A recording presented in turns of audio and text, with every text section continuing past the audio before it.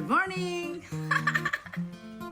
Ito yung paraan natin sa pagpaparami ng halaman. Ganito yun, no? Ikakat natin. Ito pala yung uri ng anthurium plants. Maraming klase yung anthurium plants. May variegated. Ito ay plain lang.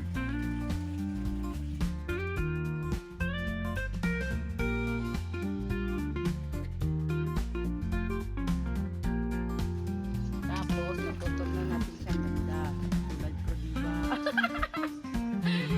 Oh, lagyan muna natin siya ng protection para hindi siya mabulok. Ito, oh. Lagyan natin siya. Lagyan natin ng sperma.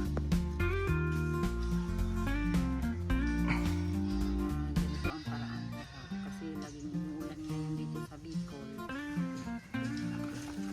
Protection na natin siya ng sperma. Ganyan, oh.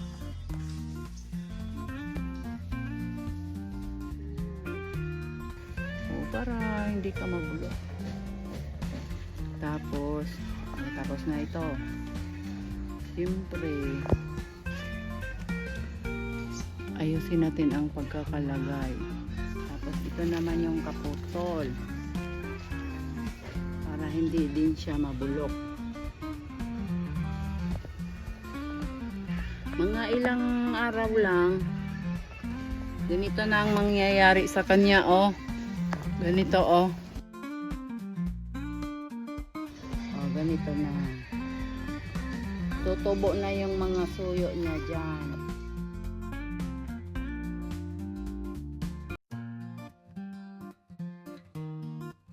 Yun lang ang paraan para dadami yung aking mga plants. Kailangan lang ang proteksyon sa tubig.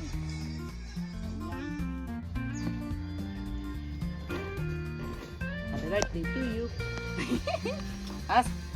Itong ating pinutol, dito na natin siya itatanim. Ang ganda. Wow.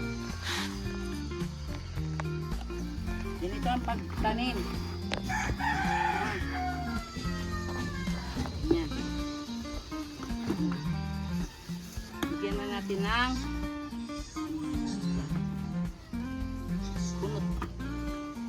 Para ang tubig niya ay siyang mag-absorb doon sa ilalim.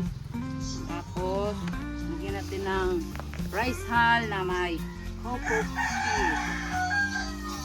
O, diba? Ganyan. Tapos, ayan natin. Ang ganda na. Lagyan natin ulit.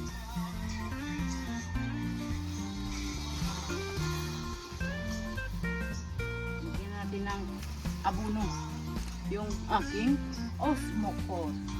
Ito yung magandang gamitin sa halaman kasi matagal siyang matunaw. Oh, ganito lang paglagay. Ganyan.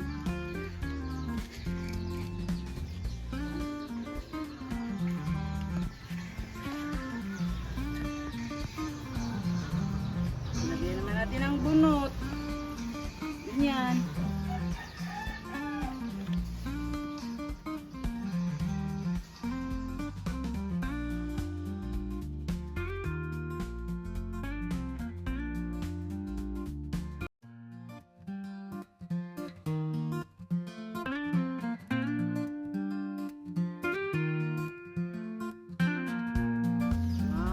Hindi muna natin ito didiligan kasi basa naman ngayon kasi lagi ngang maulan dito sa amin sa Bicol. Tapos ilagay muna natin siya sa malilim para hindi siya maiinitan. Diba? Okay na. Ang ganda. Oh, like me.